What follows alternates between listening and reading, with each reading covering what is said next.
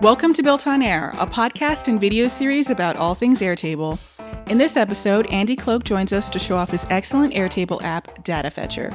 True to its name, Data Fetcher allows Airtable users to manually or automatically import data from any number of APIs directly into their bases.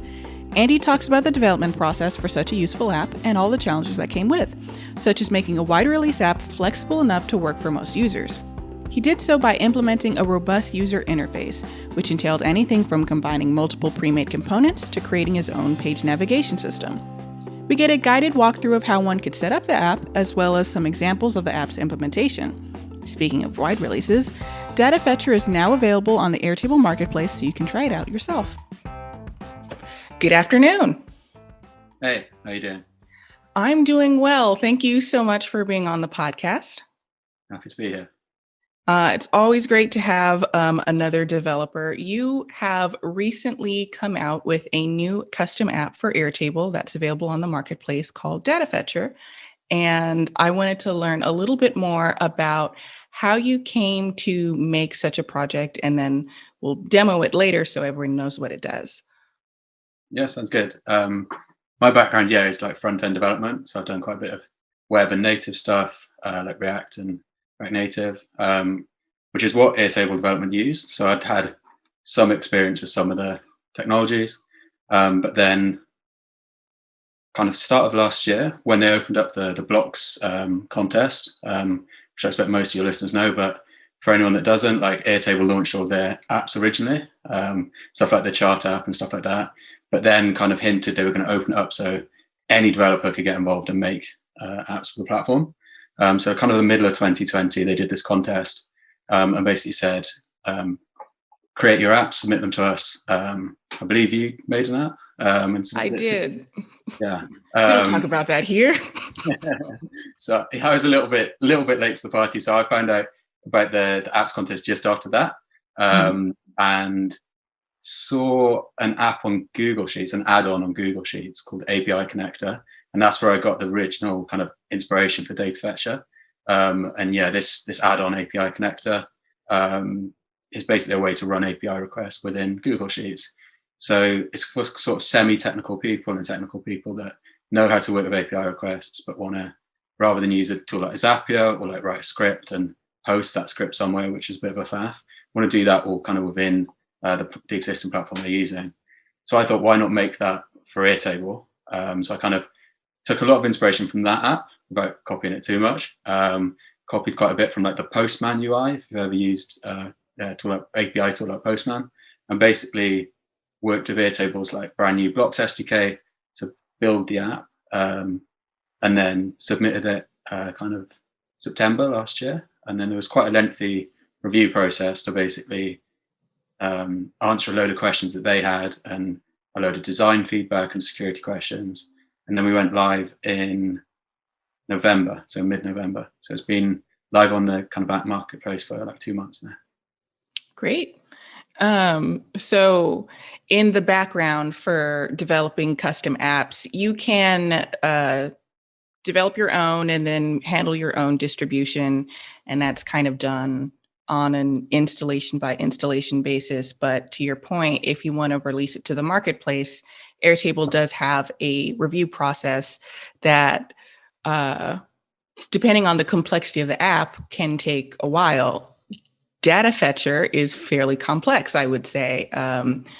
When I was playing around with it, there is a lot of UI, and there kind of has to be, because there's a lot of different settings that one can configure, and that's what makes it such a great app, is that it's so flexible. You said you'd done things in React before. Had you had experience using UI frameworks in the projects that you had made, similar or even different from Airtable's UI framework? I've used stuff like Material UI, which is like a material design implementation, open source, for like web projects. So I'd used that one. I've used like Bootstrap like a couple of years ago, and some kind of UI frameworks like that. And then doing React Native stuff, I'd use like a bunch of like pre-built components for that. I think the Blocks SDK is the first time I've like used one that's so tied to a specific platform. And so you've got like a bunch of components that only make sense in Airtable. So things like record viewers and field pickers and stuff like that. But I've got to say, like, particularly for like how early on it is, the SDK is really, really good. Like when you're developing an app, even like, the fairly complex one like Data Fetcher, there wasn't really any times when I had to worry about building like UIs from scratch. Like you'd always just use the off-the-shelf stuff. So you basically worry about like doing UX and kind of do some wireframes and stuff like that, and then just use the off-the-shelf stuff. So that was really nice. I think the other thing that was quite complicated, that is kind of an open problem really in app development, is basic navigation. So where you've got multiple different screens like that within an app, which Data Fetcher has, as we'll see in the demo, like tracking the state of which screen you're on, which you get, like a browser does for you when you develop for the web. You kind of have to build that system yourself. So being able to put parameters on different screens and stuff like that. So that was quite like an interesting problem. I've built basically like a navigation system that I might look to kind of open source in the future, specifically for Airtable. That's awesome. I have apps as well that have multiple different, I'll call them pages. I mean, it's not like building a website where each individual page has its own URL, so you can easily get to it. I think the way most of us do it is by handling what the user sees using a state variable. Mm-hmm. And the way I've done it is pretty rudimentary. I would be very interested to see how other people have managed that problem.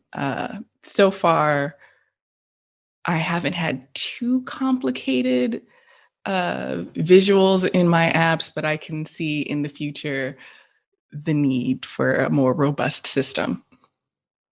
Yeah, definitely. I think I definitely started the same way with I had like 3 screens, and then as I added the ability to go like back, I suddenly needed a stack. So it wasn't just what page am I on, it was what page am I on and what pages have I previously seen, so that the user can go back through them. So it was doing that. And then also you have a history? Yeah, like a navigation stack. Yeah. What? That's cool. I've done before. I've had one state variable called current page or something, and then a regular variable that's a number of pages. So it'll loop through and create buttons. So this button is tied to this number page, and then that's how people navigate. But there's no back button, Yeah, no, it was actually one of Airtable's like recommended like UX improvements was to have this ability to go back from I think it was like the settings page or something. Mm-hmm. That's why I added it originally, and then suddenly initially I had like 2, and I was like the previous one and the current one, and then I realized that when you went beyond that, you got into this kind of infinite loop, and I needed to go all the way back through. So it was doing that, and then doing like parameters as well. So if you're on a specific like saved API request in Data Fetcher, that's got like an ID that maps to a backend one, so that it can pull down the config. And so it needed, when you clicked from the home screen to that page, it needed to pass that ID to the navigation parameter. Mm-hmm. That's what I mean by complicated. It's generally the case that all apps for Airtable are built to do one thing, essentially. So your app is going to pull in data from one or more API requests. That's doing one thing, but there's so much that goes into doing that particular thing. And we'll see in a moment when we walk through Data Fetcher and how it works. When you developed it, is it just yourself, or do you have a team behind you? No, it's just me. Yeah. Wow. Okay. Yeah. Cool. I think I quite like working independently and being able to kind of make the design decisions and then like go build it as well. And I think although it's complicated for an Airtable app, there's only like so complex, like I guess like an extension to like an app can be really. So like I think it's worked quite well to just have one person on it. So. Sure. Because it's in the marketplace now, that means anyone with a pro level or higher tier workspace in Airtable can add it to any one of their bases. That could be a lot of people. How do you handle support requests that might come in? Yeah, I've been pleasantly surprised by how little support I've had to do. So I'd say it's Mhm. probably a few minutes a day, 5-10 minutes a day. Some days maybe it's half an hour helping people out, going back and forth over email, trying to help them Mhm. get like an API request set up. Other days it's zero. Like the last 3 days, I haven't had anything. Oh, okay. So actually, it's not been too bad. I think so I've put quite a bit of effort into like a help center, and when people sign up, I send them this kind of email that says like, are you having any issues? Let me know if you are. Here's a link as to like to the help center how to create like a basic request. Mhm. So I think I'm not 100%, but I think that's putting a fair bit of effort into documentation has kept that down. But I still get a few people that need a very specific thing, and like that's been really helpful for feature development as well. So just having people that are like, oh, does it do this yet, or how would I do this? And like most of them I hadn't even thought about as a use case. So like definitely at the moment, support's quite nice in a way because it's the easiest way to do like user research without Mhm. having to do loads of like proactive outreach to like people using Airtable. Yeah.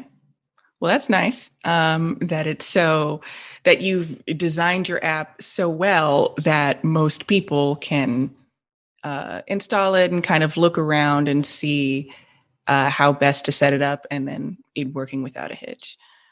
Uh, what was the troubleshooting process before you sent it off to Airtable to be reviewed? Did you have like people try it out, or was that you just on your own testing and testing and testing until it was right? So I didn't do loads of validation with Airtable users and actually validate and get people to test it. The way that I kind of validated was the Google Sheets add-on that I mentioned has like 100,000 users, like Hmm. free users. So I kind of just took that as validation that like this problem exists in, not that Airtable and Google Sheets are exactly the same, but they're fairly similar for a lot of people. So I Hmm. kind of took that as the validation. And then the UX, yeah, as I said, like I copied quite familiar like API clients like Postman and stuff like that, and tried to replicate how they handle setting up API requests. So that was basically how I troubleshooted. I think Airtable's UX feedback then was really helpful. So there was like it took about a month to develop originally, and then it was like a 2-month process of their review, like their comments and stuff. And they gave me loads of design feedback as to even simple stuff like which buttons should be primary, like call to action, and which should be secondary and stuff like that. Hmm. They actually really helped with making it really easy to use. Like I think like throughout Airtable, the whole product, like you can see the UX is pretty strong, right? And so they clearly had like some pretty good people like doing the app reviews. So that was really helpful. I think that's like one of the biggest advantages of like building on the App Store at the moment. Yeah, I would say one of my favorite things about developing for the Airtable community is because the apps SDK has all of those pre-styled components in it. It just once you build one app that kind of fits the scheme, building your next app is going to be super simple because you have a general idea of this is how much margin I want to put around this type of thing. It's fairly standard, and so at the end of the day, you'll be able to come up with in your line of apps, if you ever make more than one, uh, a visual style to it that's pretty recognizable and still fits within Airtable's design scheme. Yeah, definitely, definitely. I think the individual screens and stuff like that are kind of the easy part. The hardest bit is coming up with what are the features that matter to the users, and particularly with Airtable, where I think because my thing's quite a technical product, most people that use Airtable are kind of no coders and don't necessarily want to do a lot of the like technical setting up themselves. So now I'm kind of deciding like which way do I go with the features? Do I try and go more towards like a no code, like recipe type UI, or do I keep it for this like subset of people who know quite a bit of what they're doing already? So I think that's the stuff I'm finding more challenging at the moment rather than the actual design. That is a interesting problem to have. How many features do you want included in your app, and how do you frame it? That's something I hadn't really considered, mostly because the apps I've made thus far have been kind of more geared towards anybody, something that's not particularly technical in the first place. But that is an interesting idea. If you're continuing on with Data Fetcher, there's a great many number of things you can do with fetching data from an API, and how do you handle the user input? Like you're saying, you can make it a recipe based where it kind of asks for a few details maybe, and then the app figures out what other settings to put in, but that's more complicated from your end. And might limit flexibility. It's an interesting balancing act. Definitely, yeah. There's a lot of like adjacent problems as well. So you've got obviously APIs, but then you've got like webhooks or querying like a Postgres database and importing data from there and stuff. And so there's all sorts of different directions it could go, which is really exciting. And I'd love to do all of them, but I think with anything like this, it's prioritization and not messing up the simplicity of the UI at the moment. It's hard. Yeah. You want to avoid that feature creep, I guess. Also, as you said, you're one person. Yeah, there is that. So, not to give yourself extra headache when you don't want to. And then there's nothing worse than having an app that works and then going to add another feature and then realizing down the line that new feature breaks something in the original app, and then opening a Pandora's box of another round of development. So yeah, it's also difficult to test quite a bit of it, like the front end at the moment. The Blocks SDK assumes it's running in Airtable, and so you can't really add a lot of like automated tests for that stuff. So I think the answer to that is just manual testing and having every time you do an app submission, having a playbook that you run through. But yeah, until that, I think they're working on it, but until that ability to add like kind of end-to-end tests of the UI, like you've got to kind of keep things as simple as you can. You can only run the development mode for a custom app on the browser, which is an unfortunate limitation because I've realized this is really minutia, but there's certain things that will just work automatically because they were figured out by Firefox and Chrome and Safari in terms of handling CSS and styling that don't exist in Airtable's native desktop apps.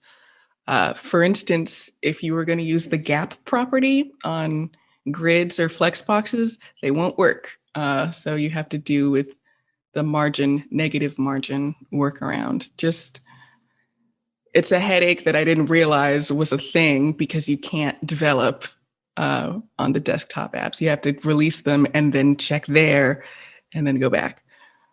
Yeah, I'll be honest, I've never checked Data Fetcher in the desktop app. So I forgot they existed. I don't actually use the desktop app. I just use Airtable in the browser, but one of my clients does.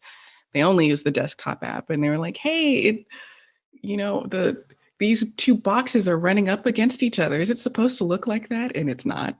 And I had to go back, and I couldn't for the life of me figure it out. And it doesn't support a particular CSS property. So, just a note to anyone else developing apps to test everywhere. Yeah. The one nice thing on that, though, is that no one's using apps on mobile. And so yes, it's a lot of web development. You've got quite a bit of real estate to play with in terms of like screen size. You can even set a minimum app size before it shows that full screen message. And so I think actually that, because normally when you do web development, right, you've got your mobile design, you've got your desktop one, and then you've got a sliding scale in between the two. Yeah. And you've kind of got that a little bit with like the full screen map mode and the sidebar one, but like it's still a lot less flexibility. And so it's actually quite nice as the development goes in terms of having to implement two different designs. Like you just do a desktop version. Yeah. And I don't even want to think about adjusting features and what the code does in the background to handle the difference between an iPhone and an Android if necessary. If they ever make apps or custom apps available on mobile devices, that would be great for end users, but it'd be a massive headache for, some developers like myself who don't know how to do mobile app development. But, we'll see. I think it's unlikely. I think people are still waiting for like Kanban and stuff in the mobile apps. Yeah, I mean, a little I don't think that'll come, if it ever comes, for quite some time. So we're safe for now. So why don't we take a look at Data Fetcher? Sure, let's do it. Cool. So yeah, the base I'm going to show you is kind of like a analytics dashboard. So this is actually the data for Airtable, or the paid subscribers. So we didn't really touch on that, but the app is basically like a freemium model. So you can make like 100 requests a month, API requests a month on the free plan. And then if you want to make more than that, or you want to schedule a request to run in the background rather than you manually running them, that's a paid feature.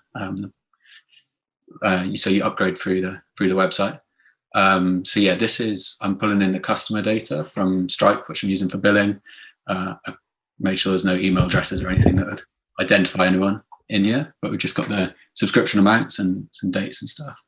So we can see here we've got the amounts, the date of the subscription being created, status, and then the plans. And the way I'm getting this data is using the app. So if I open up the Data Fetcher app,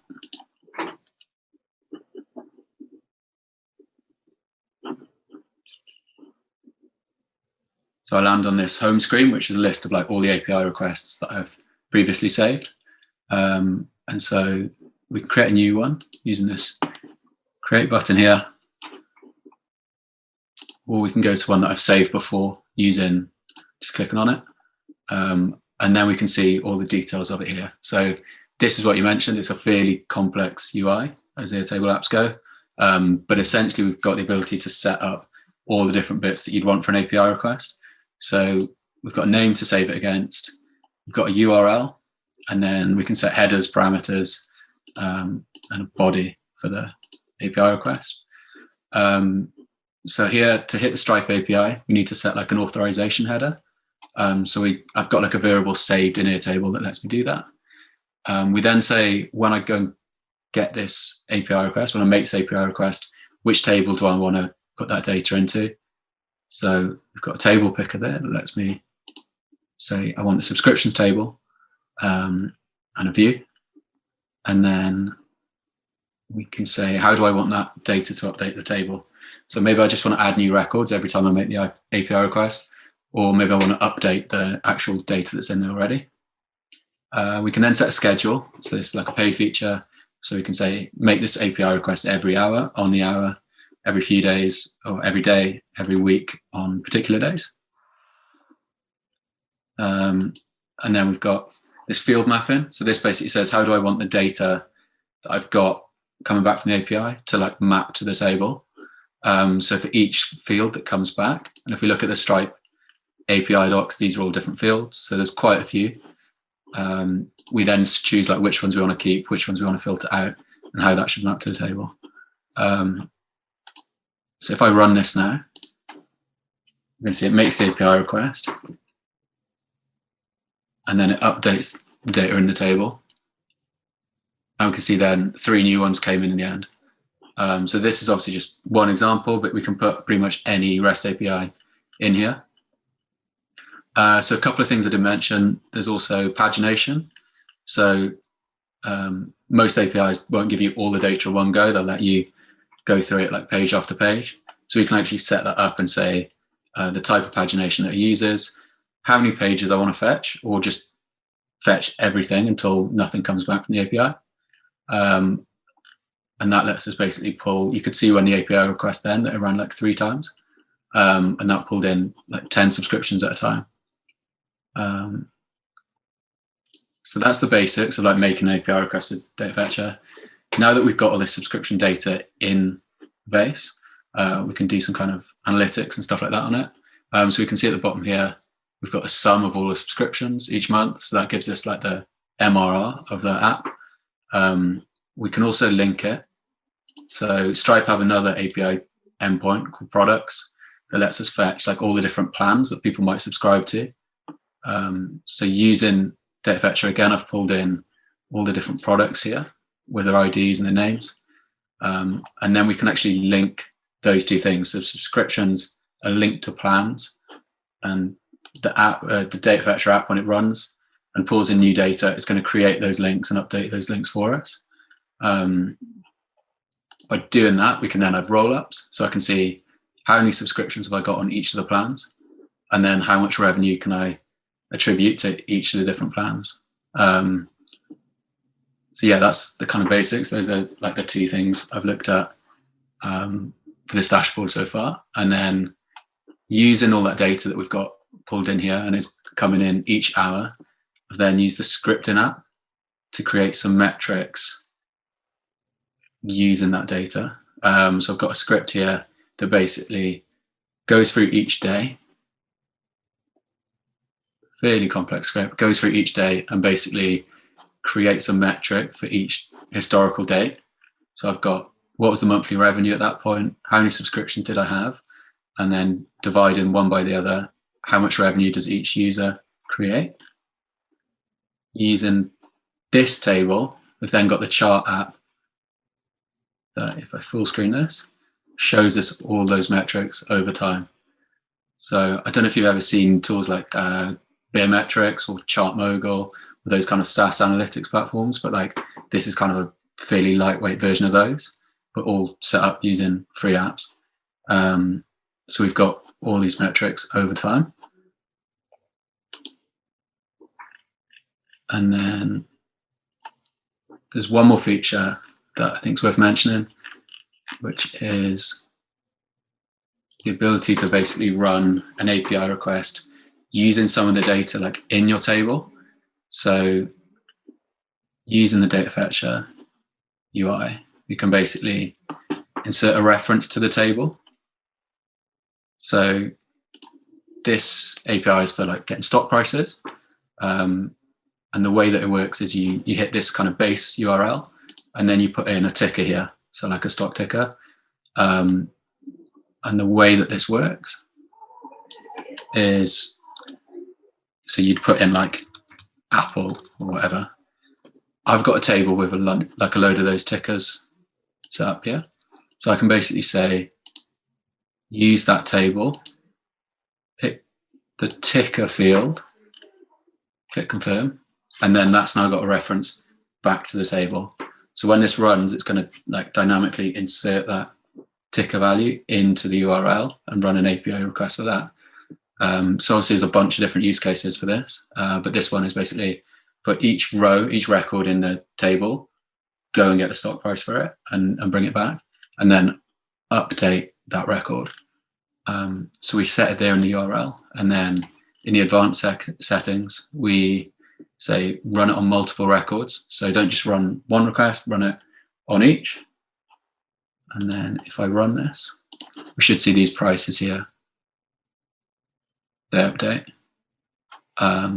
So just for kind of the purpose of the demo, I've basically linked that to the MRR number and said, how many shares could I buy with the current like monthly revenue? So yeah, that's the basics. I think one thing I found with the app is that the use cases are really wide, like really varied. So I've seen people getting crypto prices, getting their timesheets from Clockify and other time tracking software. Seen people pulling in like properties from Hostfully. Like they're really just broad use cases. And so yeah, hopefully that gives you a flavor of some of the stuff you can do with it. It does. And it was also a nice demonstration of, we said earlier that apps usually are designed to do one thing.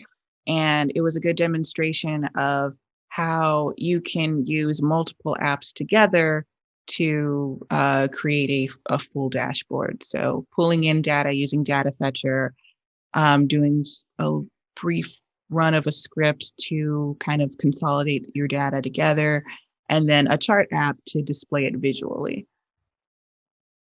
Yeah, thanks a lot. Yeah, I think that's a nice thing about Airtable at the moment, particularly the script app. I've really noticed that recently. They're like, you can do anything basically within there. Like, there's really no limit. Like, I think like when you've got that ability to add custom code, there's really like very little like you can't just do with a little bit of technical knowledge. Yeah, it's a nice added feature. Last year, 2020, was a lot of different features added to Airtable that dramatically increased its usability overall. And recently, they've added scripts as a thing you can get from the marketplace. So even if you yourself are not comfortable coding in JavaScript, there's a chance that you could just go on the marketplace and there's already a script that does what you were looking for. So that's nice. Yeah, that's great. Yeah, I think when I've got a few more examples like this, I think I'd like to, like put the scripts on the script template marketplace. That would be cool. It would be. Do you mind going into one of the settings for any one of them? Sure. Yeah. When I said complicated UI, just as an example, correct me if I'm wrong. In the URL field, there is a button that's overplaced on the right-hand side, right? So you're combining two components essentially in the same visual space to augment the functionality of a simple single line text field. Yeah. So there's an icon, including a tooltip. A tooltip, and then that brings up a modal. There's no, actually, I think the one missing UI piece at the moment is like a nice tabs component. So you can use these. Yeah. They don't really give, the tabs below don't really link to the switch like that nicely. Yeah. So I think that would be, but that's probably the only one I've noticed they're missing. But yeah, there is quite a lot going on this UI. Same with these rows here. We've got that same button again, and then we've got ability to take them off here and to add and remove. And this parameters updates the other one dynamically. That was really fiddly to do. What? What? Okay, when I have guests scheduled for the podcast and they're demoing a product of some sort, I always check it out ahead of time. I didn't even notice that this could do that. That's so cool and useful. Thanks. Wow. All right. Well, I think this is a great example of a custom app that seems to have thought of everything. And you've just got a lot of nice things going on there in terms of UI. I'm a particular fan of good UI. So a sticky footer at the bottom, like we're seeing where your back, save, and run buttons are. That's super nice. Like I said, the overlaying of a button on top of an input field so you can add variables. That's very nice. Thanks. Yeah, I've copied a lot of Airtable's stuff. So like, for example, this one, when you create a request, it highlights the name field and then you can fill that out. And like that's straight from their automations feature. Or like when you create like a new table base or something like that. Yeah. It creates it so you don't have to like focus it and stuff. But I tried to do autofocus when you change the current page. No. It was when I opened up a dialog box and I, for whatever reason, couldn't get it to autofocus. I'm sure I'll figure it out, but just Another nice little thing that you've Yeah, I think that's added. a particular quirk on the dialogue because I noticed the same. If you So I'm not autofocus, crazy. you're not crazy. No, Oh, no. thank God. I But thought I was just bad at making apps. I was like, what? Why doesn't this work at all? this is turning into a therapy group. It Yeah, always does. Every episode I host, it's just the last half is just therapy. yeah, I think you can probably do it programmatically. That's how I did this one. Mm-hmm. Like when you open the dialogue, use like a reference to Yeah. create focus that input, but just using the autofocus prop doesn't work. Yeah. Yeah. But my goodness, so great. So, you said it up at the top that this is a freemium app. Even so, do users need to have an account with datafetcher.io to use it? Yeah, they do. So you Okay. can sign up within the app. So I'll just sign out and show that. So when you first install, you get this screen. Mhm. So I've kind of pre-filled these with like the ones that that Airtable exposes, like the Yep. name and the email. Then you need to kind of create a password, verify your email, and then come back to the app. The reason for doing that was essentially because people are putting like API keys in, they're putting very secret information, and so Mhm. I want to store that like not locally, but like on a back end. Because Airtable advised that you shouldn't be storing like any kind of secret stuff like in the store that they give you, like global config. So it's Mhm. fine for like UI stuff, but yeah, people have got their Stripe API key. That's a bad idea to put it in there. So that's stored instead, like encrypted in Datafetcher backend. And to kind of authenticate users against that backend, I get them to create an account. So it's quite a bit of friction. Not totally happy with it from like a UX perspective, but like it does have the massive advantage of being secure. I think one thing I might look at is having a way to like play around with an API request without signing up. So you can just try without signing up, and then if you want to save stuff, you want to schedule or anything like that, at that point you get prompted to sign up. Mhm. I'll call it a holdup. One of the major holdups for custom app developers right now is it's a lot of work to make these apps and to make them great and mostly foolproof. So when you release an app to the marketplace, despite its name, there's no real inherent way to make premium apps that people would pay for additional services. For instance, like Data Fetcher, you need a premium account to schedule API requests. So there's kind of back and forth in the developer community. We're all coming up with our own different solutions for having users sign up for an account with the app developer and then using that, integrating it into the app to have kind of what we're seeing here now, a login screen. Do you use a established system for collecting user information? I don't know how best to ask this question. We've seen people use Gumroad or Outseta or License Spring to have users sign up and Mm-hmm. create accounts in kind of the back end. Or did you build your own? So I use Stripe, Mm-hmm. the super well-known way to charge people online. I think that was fairly straightforward. I'd used Stripe once before, so it's kind of just the default choice to go to.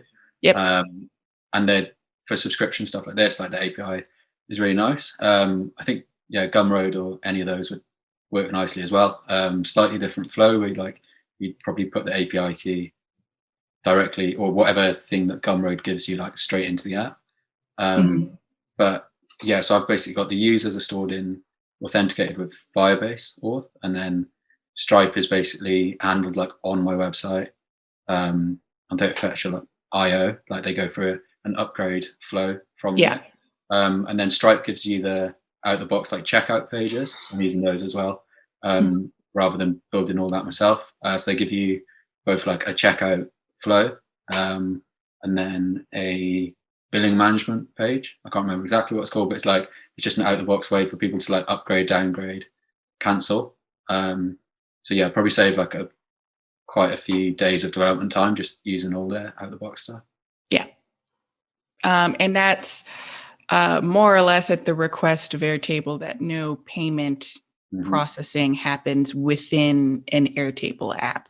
So, just as a note, if you're going to be building a custom app and you're going to have premium or gated features, if you're asking people to pay for it, it does have to take place like on a separate website. Yeah, I think that is definitely one of the challenges at the moment. It's still, even when using something like Stripe, it's a lot of stuff to build yourself. They've hinted that they're going to roll out like a billing, a way to build people in the apps, but I think they're a long way off. It's probably months or years off that actually being launched. Yeah, it's probably not anytime soon, which is unfortunate, but there are examples of people who've successfully built their own solution, like Data Fetcher, that handles it on its own. One of the drawbacks of that is that you have separate accounts for each custom app that you might have, which might be fine, but you also have to deal with different billing subscriptions and whatnot. If you're billed to have a custom app in the first place, you need to have a premium workspace on Airtable. So you're being billed from Airtable.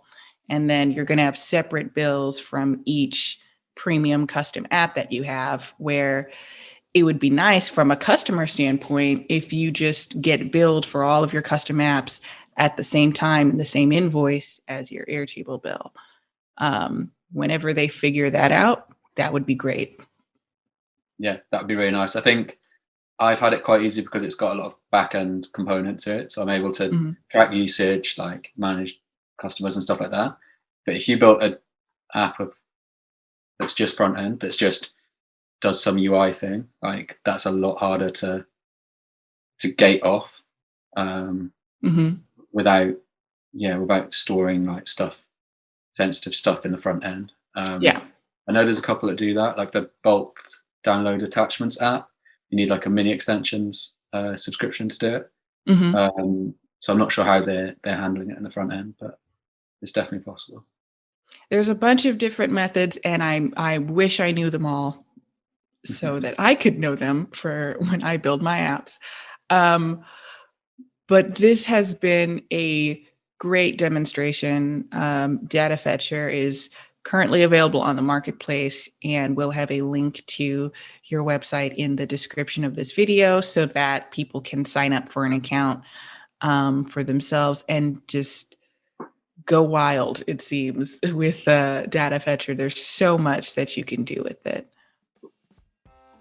Great. Yeah, this has been really interesting. Thanks a lot. No problem. Thanks for watching. If you enjoyed the episode, be sure to give it a like or hit us up on social at BuiltOnAir. We always love to hear your comments and suggestions. And don't forget to subscribe to catch new episodes when they release. It helps us keep the podcast going.